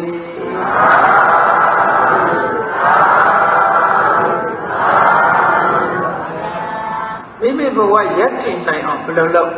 ယက်တည်ဖို့နည်းလေးကတော့ကြည့်ကိုယ်ခန္ဓာကိုအာယုံဆိုင်လိုက်ကာယဆိုတာကာယနဲ့ပတ်သက်ပြီးတော့အာယုံဆိုင်เสียတယ်အများကြီးရှိအဲ့ဒီအများကြီးတဲ့ကအလွယ်ဆုံးတစ်ခုပြောမယ်ဆိုရင်မိမိရဲ့နှာသီးပြားကအမြဲတမ်းထွက်နေတယ်ရှူးနေတဲ့ဝင်လေထွက်လေကလေးအဲ့ဒါကာယလို့ခေါ်တယ်အဲ့ဒီဝင်လေထွက်လေလေးပေါ်မှာအာယုံလေးစိုက်ထားလိုက် အာယုံစိုက်ထားလိုက်တဲ့အခါမှာတာမန်စိုက်ရမှာမဟုတ်ဘူးအာတာပိမသိသိအောင်ကြိုးစားတတိမှာတတိကြီးကြီးထားတံပဇာနာလေရဲ့တဘာဝကလေးကိုသိနေအောင်ဆင်ခြင်စဉ်းစားအဲ့ဒီသုံးခုနဲ့ဟောဒီထွက်လေဝင်လေလေးကိုစူးစိုက်ပြီးတော့ထားလိုက်တဲ့စူးစိုက်ပြီးတော့ကြည့်နေတဲ့အခါမှာဘာလို့မဖြစ်စေရဘူးဆိုရင်မိမိကာယနဲ့ပတ်သက်လာလို့ရှိရင်ထွက်လေဝင်လေလေးပေါ်မှာတွေ့တာတဲ့လောဘနဲ့မဖြစ်စေနဲ့ထွက်လေဝင်လေလေးရှုလို့ဆိုင်လို့မကောင်းလို့ဝမ်းနဲ့ခြေကွဲမှုဆိုတဲ့ဒေါမနတတို့ဒေါသတို့လည်းမဖြစ်စေနဲ့အဲ့ဒီလောဘနဲ့ဒေါမနတတွေကိုဖယ်ရှားပြီးတော့တဘာဝကလေးသိနေအောင်လုပ်ပြီးတော့နေပါတဲ့ဒါကာယ ानु ပတနာလို့ခေါ်တယ်အဲ့ဒီလိုနေခြင်းဖြင့်ဓမ္မကိုအားကိုးရတာအားကိုးနေတာဖြစ်တယ်ကိုယ့်ရဲ့စိတ်ကလေးဟာဓမ္မဆိုတဲ့ကျွန်းပေါ်မှာတည်ထားတာဓမ္မဆိုတဲ့မိကိုရာလေးပေါ်မှာပြီးနေတာနဲ့အတူတူပဲဟောတဘာဝတရားတွေရှိလေထွက်လေဝင်လေလေးကိုအာယုံလေးစူးစိုက်ပြီးတော့ထားလိုက်တဲ့အခါကျတော့ကျန်တာတွေအကုန်မေ့ထားလိုက်မေ့ထားတော့ထွက်လေလေးရဲ့ဝင်လေလေးရဲ့ဒီနှစ်ခုတည်းပဲရှိတယ်နော်ထွက်လေလေးရဲ့ဝင်လေလေးရဲ့ဒီနှစ်ခုတည်းရှိတယ်ကျန်တာတွေအလုံးပါမမသိဘူးအဲ့ဒီအချိန်လေးမှာစိတ်လေးကငြိမ်းချမ်းမနေဘူးလားငြိမ်းချမ်းနေတယ်ထွက်လေဝင်လေလေးကိုစူးစိုက်ကြည့်ခြင်းအပြင်နောက်ဘာတွေပို့ပြီးတော့သိလာတော့ဆိုရင်ထွက်လေလေးကနေပြီးနာရီကြားကိုတိုးထိသွားတာသိလိုက်တယ်တိုးထိသွားတာကိုတိုးထိမှန်သိတဲ့စိတ်ကလေးပေါ်လာတာလည်းသိလိုက်တယ်ဟောထွက်လေလေးရဲ့ထွက်လေလေးထိတဲ့နေရာရဲ့ထိမှန်သိလိုက်တဲ့စိတ်ကလေးရဲ့ဝင်လေလေးရဲ့ဝင်လေလေးတိုးထိသွားတဲ့နေရာလေးရဲ့ထိမှန်သိလိုက်တာလေးလည်းဆိုသုံးခုမနေဘူးလားအဲ့ဒီသုံးခုလေးကိုမြင်အောင်ကြည့်တဲ့အခါကျတော့ထွက်လေလေးရဲ့ထိတဲ့နေရာလေးရဲ့အဲ့ဒီနှစ်ခုကရုပ်တရားအဲ့ဒီနှစ်ခုပေါင်းစပ်ပြီးလို့မှထွက်လေလေးထွက်သွားပါလားလို့ပြီးလိုက်တာလေးကနန္တရားတဲ့ရုပ်နဲ့နာနဲ့ဒါလေးနှစ်ခုပဲရှိလူဟာအသက်ရှင်နေတာအဲ့ဒီလိုလေးနှစ်ခုနဲ့အသက်ရှင်နေတာဝင်တဲ့အခါမှာလည်းထို့တူပဲဝင်လေလေးကတစ်ခုဝင်လေလေးထိသွားတဲ့နေရာကာပတရာယုံလေးကတစ်ခုထိမှန်းသိလိုက်တဲ့ကာယဝိညာဉ်စိတ်ကလေးကတစ်ခုဆိုသုံးခုမနေဘူးလားအဲ့ဒီသုံးခုလေးကိုခွဲခြားပြီးတော့သိရှင်းရှင်းလေးသိလာလို့ရှိရင်အဲ့ဒီအသိကိုနာမရူပပြိစေတဉာဏ်လို့ခေါ်တယ် analytical knowledge of mind and matter ဒါကာယေကာယ ानु ပတ္တိဝိဟရတိနောက်ကြတော့ရှေ့ဆက်ပြီးတော့ကျင့်ကြံကြုတ်ကိုအားထုတ်လိုက်တဲ့အခါဘယ်လိုထိအောင်သိလာတော့ဆိုရင်ထွက်လေလေးကနာသီးရားကိုမထိခင်ထိမှန်းသိတဲ့စိတ်မပေါ်ဘူးထိလိုက်တဲ့ထိပြီးတဲ့နောက်မှာထိမှန်းသိတဲ့စိတ်ပေါ်တယ်ဝင်လေလေးကနာသီးရားကိုမထိခင်ထိမှန်းသိတဲ့စိတ်မပေါ်ဘူးထိပြီးတဲ့နောက်မှာထိမှန်းသိတဲ့စိတ်ပေါ်တယ်ဆိုတော့ထိတာလေးကအကြောင်းတရားသိတာလေးကအကျိုးတရားမဖြစ်ဘူးလားအကြောင်းရောအကျိုးရောသဘောပေါက်လာတယ်အဲ့ဒါလိုကနေပြီးတော့ဆက်ကြည့်လိုက်တဲ့အခါကျတော့ဘာတွေတွေ့လာအောင်မလို့ဝင်လေလေးကနာသီးရားကိုထိပြီးတော့ပျောက်မသွားဘူးလားပျောက်သွားတယ်ထွက်လေလေးကလည်းနာသီးကြားကိုထိပြီးတော့ပျောက်သွားတယ်ဝင်လေလေးမလာခင်ထွက်လေလေးကလည်းပျောက်သွားတယ်ထွက်လေလေးကလည်းဝင်လေလေးမလာခင်ပျောက်သွားတယ်ထိပြီးတော့သိတဲ့စိတ်လေးကလည်းထိပြီးတဲ့နောက်တစ်ချိန်မထိခင်ပျောက်သွားပြီမသိခင်ပျောက်သွားပြီဆိုတော့ဘယ်အရာမှထာဝရမြဲနေတာမရှိဘူးဖြစ်ပြီးပြတ်သွားတာတွေကြီးပဲလို့သဘောပေါက်လာတော့ insight knowledge ဝိပဿနာလို့ခေါ်တယ်အဲ့ဒါလိုဝိပဿနာဉာဏ်နဲ့ရှုဆိုင်ပြီးတော့ရှေ့ကိုဆက်ပြီးတော့ထိုအတိလေးကိုရင့်ကျက်လာအောင်လုပ်တဲ့အခါကျရင်ထာဝရမမြဲတဲ့သဘာဝတွေကိုမြင်လာတော့မြင်လာတဲ့အခါကျတော့တွေ့တာခြင်းဆရာဆိုတာလောကကြီးမှာဘာမှမရှိပါလားဒီတန်လျာဝကြီးကနေပြီးတော့လွတ်ချင်လာတဲ့စိတ်တွေဖြစ်ပြနေတဲ့အစဉ်ကြီးကနေလွတ်မြောက်ချင်လာတဲ့စိတ်တွေညီးဝေးတဲ့စိတ်တွေလွတ်မြောက်အောင်ပြန်ပြီးစဉ်းစားလာတဲ့စိတ်တွေနောက်ဒီတဘာဝတရားကြီးပေါ်မှာလစ်လျူရှုနိုင်လာတယ်ချစ်ချင်းမုန်းချင်းဆိုတာမရှိတော့ဘဲနဲ့လစ်လျူရှုလာနိုင်တယ်တောကတွေမဖြစ်တဲ့သဘောတရားတွေပေါ်လာနိုင်တယ်အဲ့ဒီနည်းနဲ့နေတာဓမ္မဆိုတဲ့မိကိုရာကြီးကိုမိကိုအားထားနေတာတူတူပဲအဲ့ဒီလိုနေရမယ်အဲ့ဒီလိုနေမှခေါဏကအစိုးတန်တရားတွေကတွတ်မယ် ကိထို့တူပဲဒါကာယ ानु ပဒနာနေတယ်လို့ဝေဒနာ ानु ပဒနာနဲ့ရှိပျော်တဲ့အခါပျော်တဲ့သဘောတရားလေးကိုအာယုံဆိုင်လိုက်မပျော်တဲ့အခါမှာဝမ်းနေတဲ့အခါဝမ်းနေတဲ့သဘောလေးကိုအာယုံဆိုင်ဟောအာယုံဆိုင်နေတဲ့အခါဝေဒနာရဲ့သဘောလေးတွေကိုမြင်လာတယ်ထိုဝေဒနာရဲ့အကြောင်းတရားလေးတွေကိုလည်းမြင်လာတယ်ပြည့်ဝေဒနာရဲ့ချုပ်ငြိမ်းကြောင်းတရားလေးတွေကိုလည်းမြင်လာတယ်ဒါဝေဒနာ ानु ပဒနာထို့တူပဲကိုယ့်ရဲ့စိတ်ကလေးကလောဘနဲ့ရှင်သွင်းလာတယ်တခါတရံဒေါသနဲ့ရှင်သွင်းလာတယ်တခါတရံအမှန်မသိတဲ့မောဟနဲ့ရှင်သွင်းလာတယ်တခါတခါ jealousy ခေါ်တဲ့အိတ်တာတွေနဲ့ရှင်သွင်းလာရှင်သွင်းလာတဲ့သဘာဝတရားလေးတွေကိုရှုမှတ်ဆင်ခြင်ကြည့်လိုက်လို့ရှင်ထိုသဘာဝတရားလေးတွေဟာအမှန်သိလာပြီးမမြဲတဲ့သဘောလေးတွေကသိလာဟော insight knowledge စိတ်ဓာတ် ပဒနာလို့ခေါ်တယ်အဲ့ဒီကနေပြီးတော့တခါတရံကျတော့လောဘဖြစ်နေတယ်ထိုလောဘကိုအာယုံပြုပြီးတော့သိမယ်ဒေါသဖြစ်နေတယ်ဒေါသကိုအာယုံပြုပြီးတော့သိမယ်အိတ်တာဖြစ်နေတယ်အိတ်တာကိုအာယုံပြုပြီးတော့သိဟောဓမ္မ ानु ပဒနာဆိုတာဖြစ်လာအဲ့လိုကလို့တရားဓမ္မနဲ့ပတ်သက်ပြီးတော့မိမိတဏ္ဍာမှာရှိတဲ့ကာယစိတ်ဓာတ်ဝေဒနာဓမ္မကာယဝေဒနာစိတ်ဓာတ်ဓမ္မဒီအာယုံလေးပုံမှာတတိထားပြီးတော့ရှုမှတ်သွားလို့ရှိရင်ဒါဓမ္မနဲ့နေတယ်လို့ခေါ်ပါတယ်အဲ့ဒါလိုနေဖို့မြတ်စွာဘုရားကကာယကာယ ानु ပတိဝိဟရတိအာတာပိသမ္မဇာနောတတိမဝိနိယလောကေအဘိဇာဒေါမနတံဝေဒနာတုဝေဒနာ ानु ပတိဝိဟရတိအာတာပိသမ္မဇာနောတတိမဝိနိယလောကေအဘိဇာဒေါမနတံဓမ္မေစိတ်တိစိတ်ဓာ ानु ပတိဝိရတိအာတာပိသမ္မဇာနောတတိမဝိနိယလောကေအဘိဇာဒေါမနတံစိတ်တိစိတ်ဓာ ानु ပတိဓမ္မေတုဓမ္မာ ानु ပတိဝိရတိအာတာပိသမ္မဇာနောတတိမဝိနိယလောကေအဘိဇာဒေါမနတံဓမ္မေတုဓမ္မအာယုန်တို့၌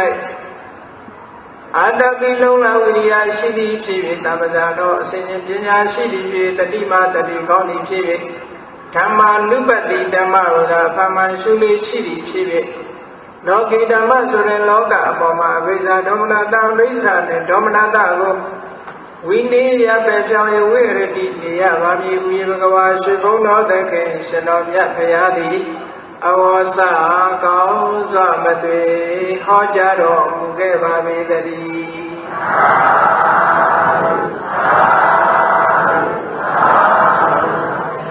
အဲ့ဒီလိုနေထိုင်တော့ဘာဖြစ်လဲဆိုတော့မြတ်စွာဘုရားကရရှိရတဲ့အကျိုးတွေကိုဟောထားတာလူလောကမှာလူတွေဘာတွေဖြစ်နေတော့တောကတွေရှိတယ်အဲ့ဒီတောကတွေကိုကြော်ခြင်းသလားကြော်လွှားခြင်းသလားပရိဒေဝတွေငိုကြွေးနေရတာရှိတယ်မကောင်းတာတွေနဲ့တွေ့ရပြီးဝမ်းနည်းတယ်ဖြေကွဲတယ်စိတ်ဆင်းရဲတယ်ကိုယ်ဆင်းရဲတယ်ဆိုတဲ့အဆိုးတွေလူလောကမှာမကြာခဏကြုံရအဲ့ဒါတွေကိုကြော်လွှားခြင်းဘာလို့อ่ะဟောဒီတတိပဒအကျင့်ပဲရှင်းပါတဲ့ဒီနည်းတစ်ခုတည်းပဲရှိပါတယ်တောကပရိဒေဝနာတောကပရိဒေဝတို့ကိုသမတိကမာယကျော်လွှားနိုင်ဖို့ရာဒုက္ခဒေါမနတမကိုဆင်းရဲခြင်းစိတ်ဆင်းရဲခြင်းတို့ကိုဆင်းရဲခြင်းစိတ်ဆင်းရဲခြင်းတို့ရဲ့အထင်ကမာယချုပ်ငြိမ်းွယ်ပြောက်သွားဖို့ရာအယံဘေကိုဤတတိဥဒံဆိုတဲ့ကျင့်စဉ်လမ်းနေတာနဲ့ဧကယေနောတချောင်းဤသောလမ်းပါပဲဟူ၍ဘဂဝါရှိဘုန်းတော်သခင်ရှင်တော်မြတ်ဖရာသည်အဝေါစာကောင်းစွာမတွေ့ဟောကြားတော်မူခဲ့ပါပေတည်း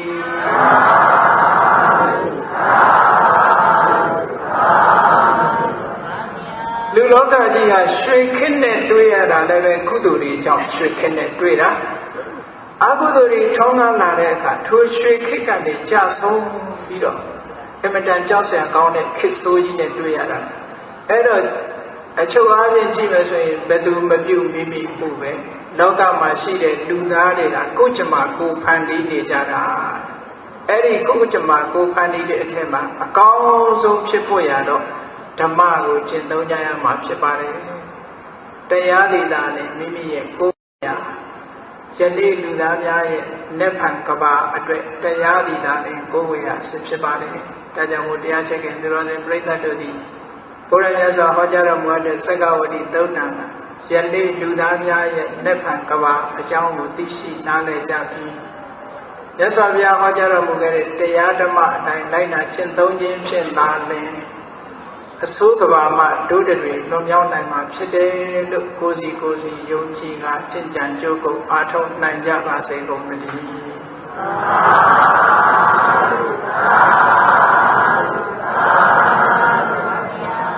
တရားဝဲသိရအောင်မေတ္တာပို့လိုက်